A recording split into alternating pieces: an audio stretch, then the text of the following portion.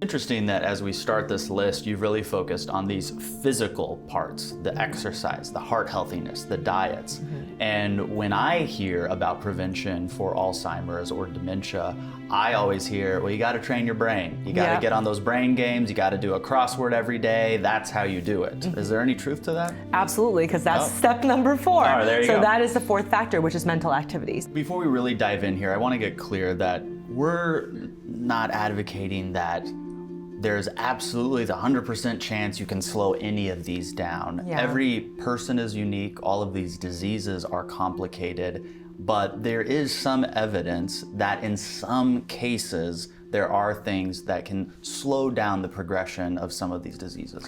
That's right, and it's all about improving that person's quality of life and extending that period of time for as long as we possibly can. And so all of the things that we're about to talk about are also great for prevention. Now, we don't know sometimes what's gonna happen. And for example, with Alzheimer's, the biggest risk factor is age, but the more you do these things that we're about to talk about, the longer you might be able to ward off something like Alzheimer's, onset dementia, and of course, all of the other ones we've talked about. Maybe there are ways in which, as you mentioned, in some cases, we can slow down the progression to extend that quality of life. Great, well, let's jump in. What are some of the ways? All right, it's gonna be pretty boring, but the first one is physical exercise. It is so important to have physical exercise because that really improves the oxygen flow all across your brain and your body. And it's a shown fact that even people who have diagnosis of dementia, that if they start to incorporate physical exercise, that they tend to feel better, they have better mood, better quality of life in general, and in some cases, they can preserve that memory functioning for a bit longer. So physical exercise is absolutely proven. It's also a great preventional strategy. And when we say physical exercise, what do we mean by that? Because for so many people, that means so many different things. That's right. So you don't have to run a marathon to get these benefits. Research shows that 20 to 30 minutes, 3 to 4 times a day is plenty. 20 to 30 minutes, 3 to 4 times a week? I'm sorry, 3 times 4 times a day. I was like, dang, 20 to 30 minutes, 3 to 4 times a week. Got it. And generally cardiovascular exercises, but that includes brisk walking. So sometimes individuals will say, well, I don't know, my knees, I don't know if I can run. No running is needed. Any kind of low impact exercise where you raise your heart rate is perfect. Okay, excellent. I can do that one. What about the next one? So the next one is diet. Diet is very important, particularly a diet that is more based in a healthy balance of all of the macronutrients. I know that we have a lot of fad diets going around. They come and go, Atkins, keto, low fat, but really it's about balancing all of the macronutrients. And the macronutrients are fat, protein, and carbs, and making sure that you have a little bit of each, that you generally eat things that are going to give you that satisfaction for longer so that you don't overeat, and generally having a more what we call a heart healthy diet. So for example, the Mediterranean type diet that is very focused on lean proteins and healthy oils like avocados and olive oil, that tends to be very, very good for 1, warding off dementia, and 2, once you have it, a way to maintain your functioning for longer periods of time. Well, you've given our viewers more reasons to diet and exercise. I get that. Now, what about the third one? Well, third one is that's kind of linked to the diet, which is heart healthy behaviors in general. So now the diet is heart healthy, but what about the rest of your behavior? So quitting smoking, if you can, because that is a really important risk factor that we should be managing. And in general, just protecting your heart, making sure that you're getting your regular checkups. If there are any issues, that you're addressing them appropriately, any kinds of high blood pressure issues, that you're taking medication to manage it. But the best that you can do to preserve the function of your heart, that is going to definitely play a role, because that especially links to things like vascular dementia. If you like psychology and learning about mental health and want to learn more while meeting other people who are interested, explore your membership options using the link below this video or visit MedCircle.com.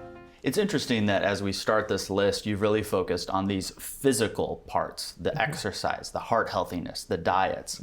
And when I hear about prevention for Alzheimer's or dementia, I always hear, well, you got to train your brain. You got to get on those brain games. You got to do a crossword every day. That's how you do it. Is there any truth to that? Absolutely, because that's step number 4. Oh, there you so go. That is the 4th factor, which is mental activities. Now, we know that individuals who have less stimulation are more at risk of developing dementia. And oftentimes when people retire and they stop having structure to their day and they're not using their brain in the same exact way that they were when they were working, that is when they increase their risk factors to dementia. So even if you're retiring, we're not saying don't retire, but when you retire, are, make sure that you're still doing mental activities, you're challenging yourself with puzzles, you're reading books, you're doing things that engage your mind. And there's multiple books that you can buy on Amazon now where they're basically mental exercises, where there's little crossword puzzles that you can do or riddles that you can solve. It really doesn't matter the kind of mental activity you do as long as you're doing it. And so it can be anything that is non-high tech, like a jigsaw puzzle, and it could be things that are high tech, like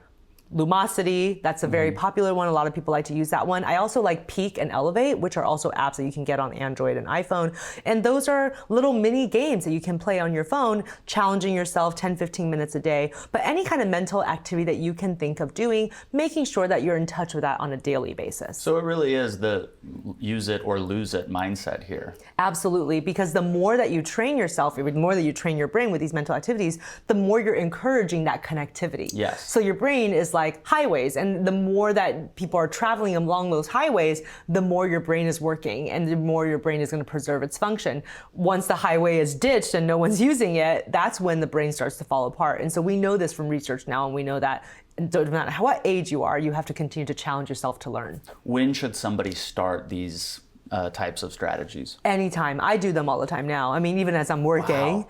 But so, I'm working, but I also still do things like Lumosity and Peak and Elevate. Now, when we say slow down the process, are we talking about preventing, or when we talk about the prevention rather, are we talking we're putting it off years, we're putting it off entirely, or we're putting it off by a couple days? It's really hard to say. I think, again, the individual factors matter. Where you were when you were diagnosed matters.